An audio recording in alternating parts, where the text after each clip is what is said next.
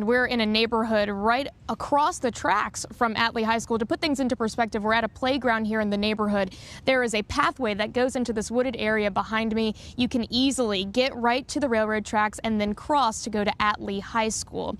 Now, Crime Insider sources are saying that the victim is a minor, someone under the age of 18. Hanover County sheriffs have not confirmed that yet at this time. But we did speak to some neighbors who said they worry that this may be a student that may have crossed over the path to go to school. I live in a townhouse right here by the railroad tracks. Susan Hart says it's normal for trains to travel past her Hanover County neighborhood, Cool Spring West. But this train, CSX number 781, prompted a 911 call just before 8 a.m. Wednesday morning. You can see some of the caution tape floating at the front of the engine. That call came from Buckingham Branch Railroad Crossing, the company advising the train at the time, saying a pedestrian had been hit and killed on the tracks. I don't know what to say. It's just a horrible, horrible thing. Through the trees, blue lights shine. Hanover sheriffs responding near the neighborhood and Atlee High School, just on the other side of the tracks. You don't want to say it, but you know someday it's going to happen. Hart says the train doesn't travel on a predictable schedule. She hears its horns all the time. He's blowing the horn more and more, and I hope he's not blowing it at kids crossing the track. The kids she's talking about are students in the neighborhood. She says she sees often passing through the wooded area to and from school. We have playgrounds over here, and we have a path that goes through the playgrounds that a lot of kids use to walk to the high school. Hanover County Sheriff sharing this message with families living nearby. Please use best practices to be aware of your surroundings, to look both ways, to listen closely, to be aware of railroad crossing tracks and so forth, but to never really cross over railroad tracks unless you absolutely have to with guidance through some sort of traffic control device.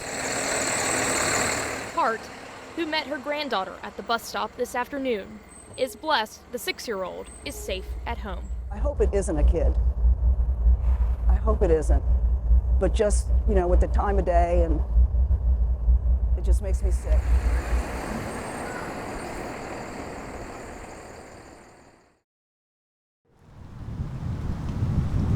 Every year. It makes me sad every time I come here. Here, August the 1st, 1973. on the corner of West Marshall Street, I was 3 years old. Joanne Jarrell Jones remembers her hero. They used to call my dad Little Elvis. 50 years ago, Little Elvis, also known as Richmond police officer Vernon Jarrell, was just doing his job, responding to a robbery when he was shot and killed. A plaque sharing his story was placed on the side of this building shortly after. It was on this wall. Until one day, on her yearly visit to view the spot, And I was like, it's gone. I was like, where did it go? she started searching. I got kind of angry. I'm like, who would just take this down and probably throw it away, think it was nothing, that it was that old? 40 days of drawing together a team of building owners and current officers led to this moment at Richmond Police Headquarters. This is the memorial right here, like unveil this. Finally freed from its hiding spot in a storage closet, resting there during the building's renovations. It's just not for my father, but all the policemen that have given their lives. Holding it in her hands, the story of her hero, Little Elvis, is returning home. To some people, it probably doesn't mean a lot, but to me, it means a lot because it gives me a great deal of pleasure knowing that he knows I'm here and that I have never forgotten him, and I never will. Now you're probably thinking, when is that plaque going to be up on the building at its original location? It is set to be placed right back here once again on Monday. In Richmond, I'm Elizabeth Holmes, CBS 6 News. Chris Lowe works with his hands, Where I like to call home. always under the cab of a car with his tools. It's always something, new. It's never the same. On Wednesday morning, he had to drop the socket wrench to handle a different type of task. I heard a just loud crash, crazy morning.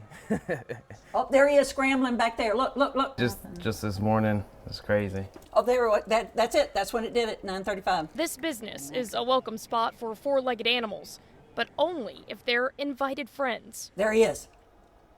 Look at him. Here he comes. This buck that busted through their front window is not one of them. He goes, okay. Oh, that door won't do it. This showroom left in shambles, with quite the mess to clean up. Yeah, we'll be able to see him come through right there. The team laying fresh eyes on video of their intruder just a few hours later. That's me.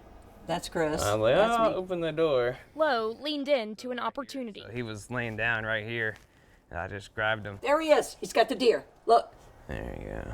Leading the deer by the antlers, an ample distance to their finish line through the front door. He's the deer wrangler. I've never wrestled any deer before, and then he started to fight me, so we had a couple words. Though the buck may have stopped here, Oh yeah, definitely. Work never stops. You still gotta get paid. Lowe earning a new job title, Deer Wrestler, for defending his store. I mean, I've never had to wrestle a deer, so I guess I can check that off my bucket list for things to do. In Chesterfield County, I'm Elizabeth Holmes, CBS 6 News.